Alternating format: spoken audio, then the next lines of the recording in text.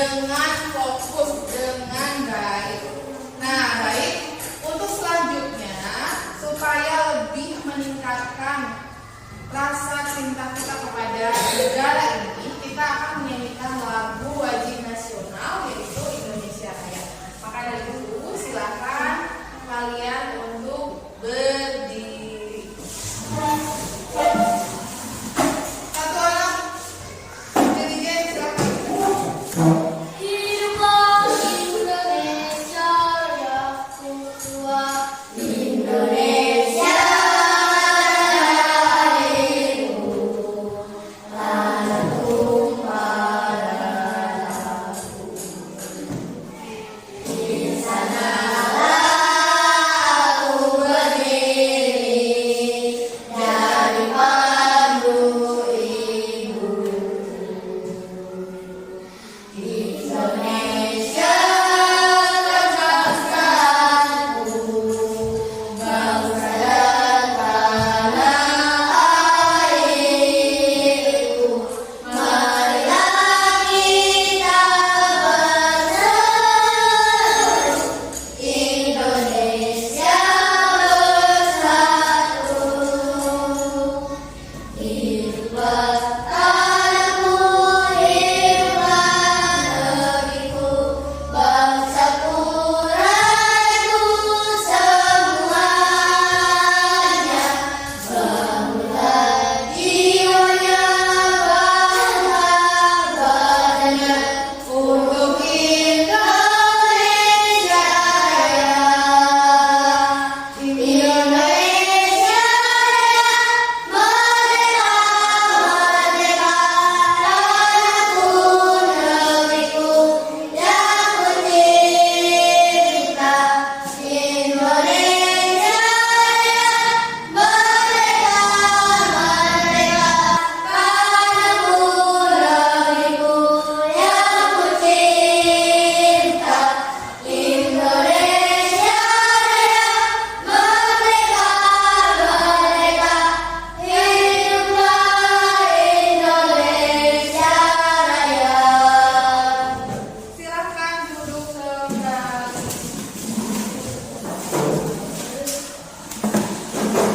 Baik, pada pertemuan sebelumnya kita belajar tentang bagaimana kita bisa melihat ada apa. Kenapa kita bisa melihat? Karena ada apa? Karena ada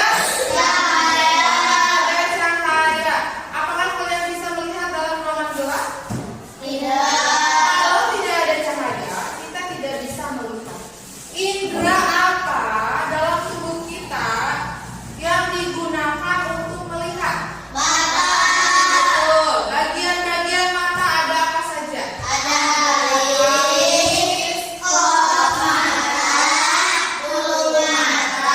Bagian keluarnya ada yang pas bening, lensa, terus yang hitamnya pupil, ada iris. Kemudian kalau cahaya itu kita bisa melihat, berarti cahayanya masuk ke dalam bagian mata. Bagian apa namanya? Retina, betul. Nah, pembelajaran kali ini masih berkaitan dengan cahaya. Tapi apa sekarang yang akan kita pelajari? Hari ini kita akan belajar tentang sifat-sifat cahaya. Ibu harapkan kalian bisa berfokus belajar dengan mengikuti pembelajaran ini dengan baik.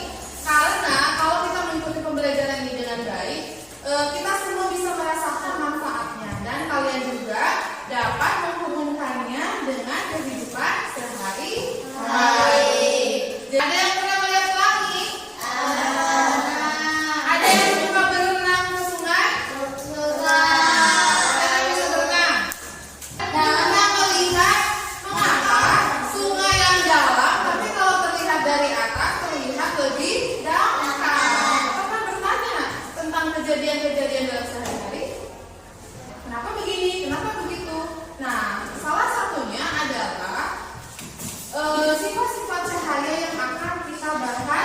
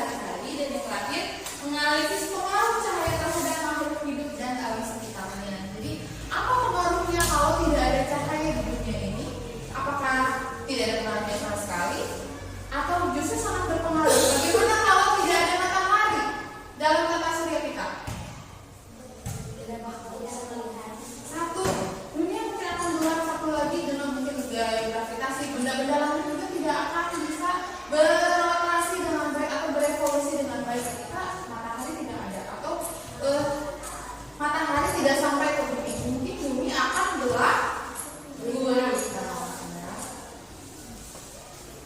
Baik, mekanisme pembelajaran kali ini adalah yang pertama, nanti kalian akan melihat tayangan video. Ada 2 video yang akan ditayangkan. Video mengenai salah satu sifat cahaya. Kemudian nanti ada juga demonstrasi yang akan Ibu lakukan tentang beberapa sifat cahaya.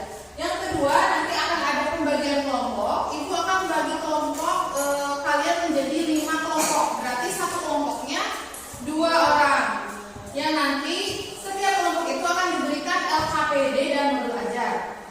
Nah, LKPD ini atau lembar kerja ini nanti silakan kalian diskusikan dengan teman kelompok kalian dan melakukan uji praktikum berdasarkan petunjuk atau tugas LKPD yang sudah diberikan oleh kepada setiap kelompok. Kemudian nanti kalian akan berdiskusi sesuai kelompok. Setelah selesai berdiskusi, nanti setiap kelompok akan mempresentasikannya ke depan mengenai apa yang kalian lakukan, apa yang kalian kerjakan, apa yang kalian bahas, dan jawaban-jawaban yang ada di LKPD.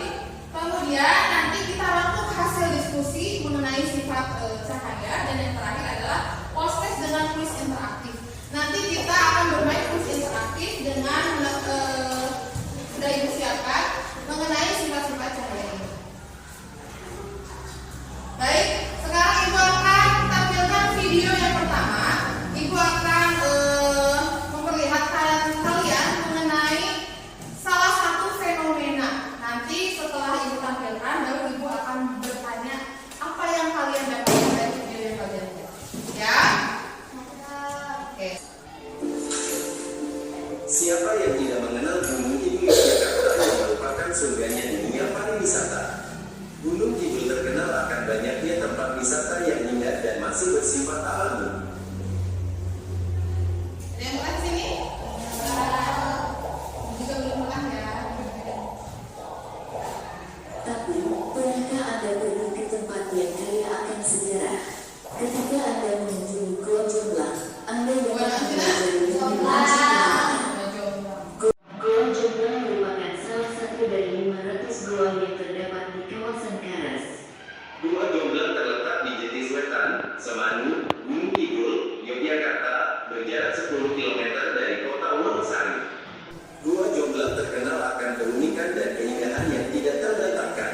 Gua ini mempunyai mulut gua vertikal dengan jarak antara mulut gua dengan dasarnya yang bervariasi.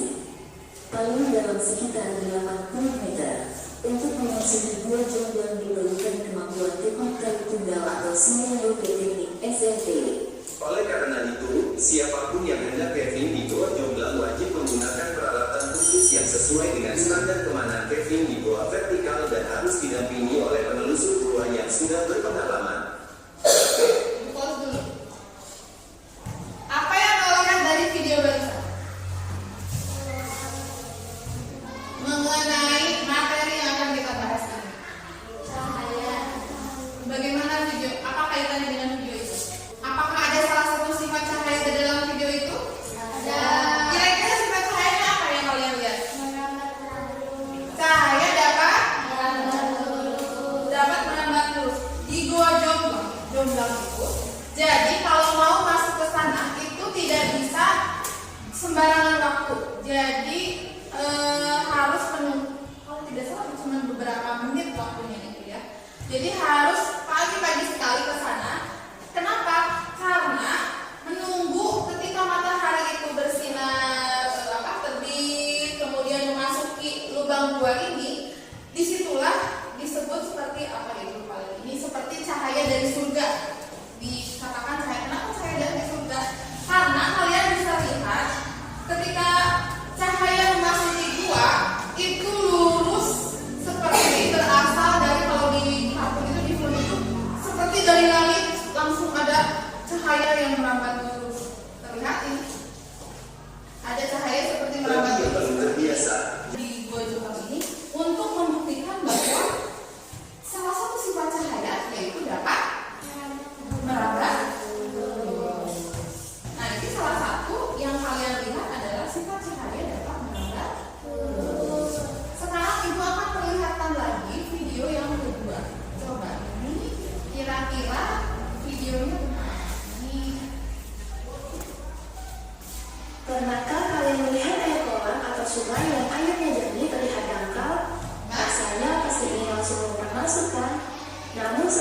masuk, ternyata airnya lebih dalam dari apa yang terlihat. Faktanya, air memang selalu terlihat lebih dangkal dari sebenarnya. Mengapa ya hal ini bisa terjadi? Temukan jawabannya di video ini.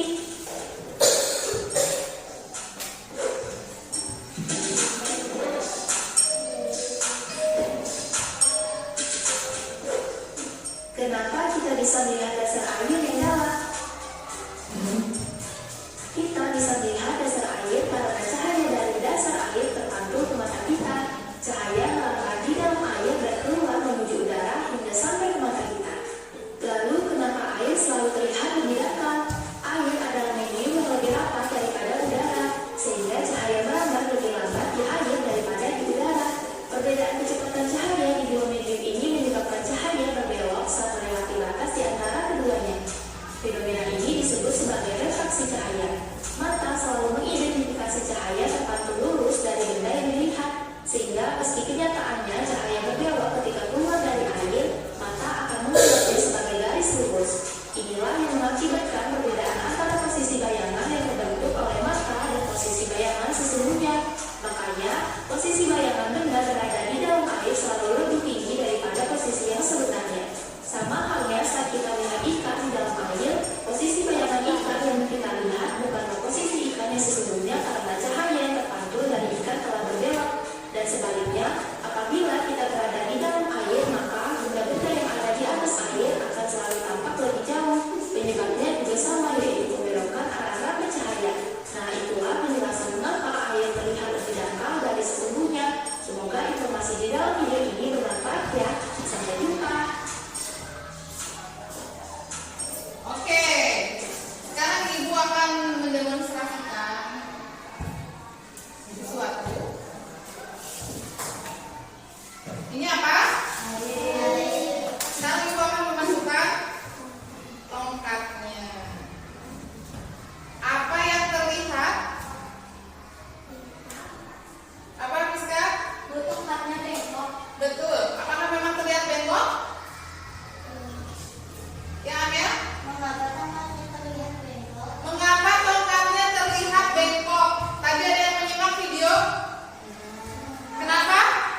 Karena permukaan air lebih padat daripada permukaan udara. Pintar. Ada lagi yang mau menjawab? Betul. Apa lagi? Karena sifat cahaya berbelok. Sifat cahaya itu kan tadi salah satu sebelumnya adalah melambat dulu. Tetapi karena kerapatan udara dengan kerapatan air itu berbeda, yang harusnya lurus, cahaya akan bergerak lebih lambat ketika memasuki air. Karena bergerak lebih lambat, artinya cahaya yang harusnya lurus, dia jadi berbelok. Makanya yang dipantulkan ke mata kita, mungkin kalau dari mungkin itu seperti lurus-lurus saja, tapi ataupun kalau lihat kolam seperti dangkal, padahal itu dalam, karena kerapatan udara dengan kerapatan air itu yang membuat si cahaya itu tampak berbelok. Jadi ketika masuk ke dalam retina mata kita, seperti yang sudah sebelumnya dijelaskan bahwa jadi yang tampak kita lihat itu bukanlah posisi yang sebenarnya. Betul. Tepuk tangan dulu untuk kalian semua. Nah, karena kalian tadi sudah menonton video, kemudian kalian juga sudah mulai bertanya, mari kita buktikan secara langsung melalui percobaan yang akan kita lakukan. Kalian sudah bawa alat dan bahannya? Tapi sebelum itu, Ibu akan jelaskan dulu terlebih dahulu sebentar sebelum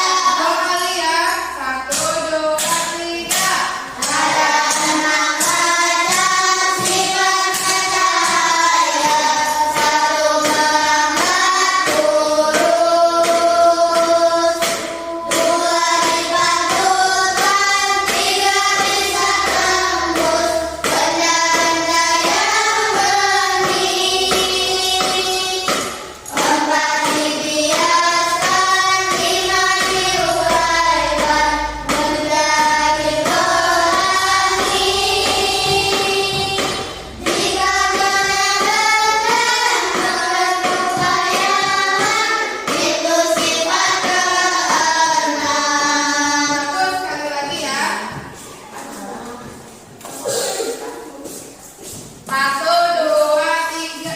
Ada 6 macam sifatnya cahaya, satu melambat lurus, dua dibantu Tuhan, tiga bisa tembus benda-benda yang bening, empat dibiarkan, lima diuraikan.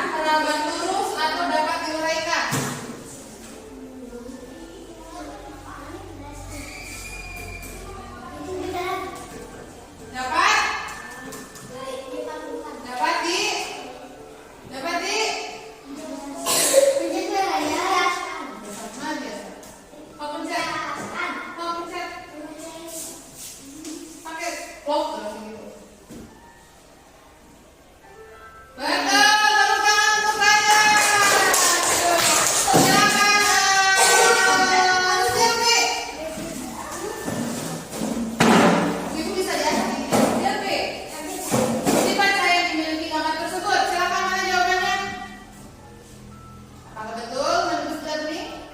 Betul, tepuk tangan buat Rizky. Sebelum berenang, kita sempat melihat bayangan awan pada permukaan kolam. Hal tersebut menunjukkan salah satu sifat cahaya. Dapat? Dapat? Yang mana? Menembus benda bening. Apakah betul?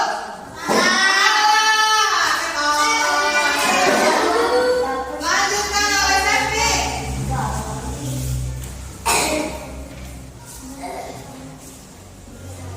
Yang mana jawabannya?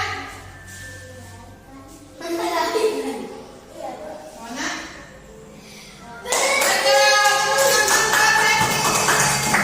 Lanjut oleh Rizka. Tenang ya, masih kebagian. Gambar berikutnya menunjukkan cahaya jika mengenai gelap, benda gelap, maka akan membentuk bayangan. Mana gambarnya?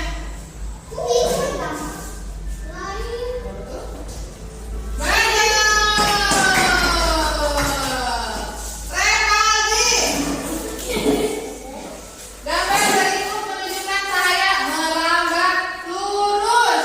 Nah, percobaan kelompok 1 tadi. Lurus. Melambat lurus yang mana letaknya konkretnya? Yang mana? Pencet. Tahu kemana? Betul salah. Betul.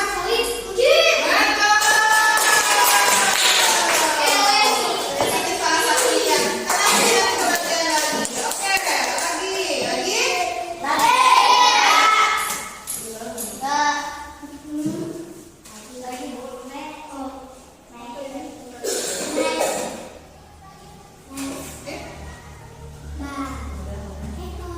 Lanjutkan Amel. Mel. Kita dulu Amel sama Rizka sama Ayu. Oke. Lari Mel, lari. Balik dulu. Ah.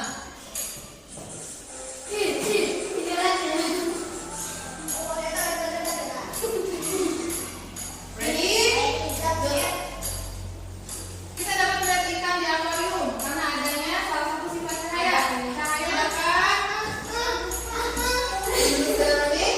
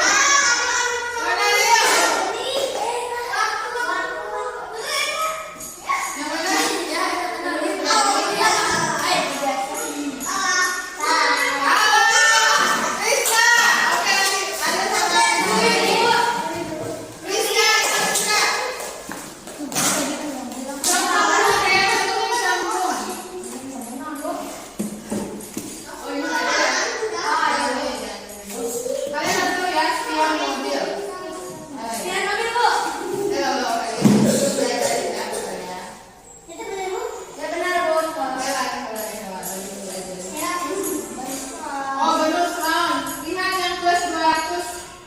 Fokus yang mana? Titik nggak dibaca. Fokus. Nah, yang 200 yang mana? Cepat. Yang mana? Cepat. Tulis.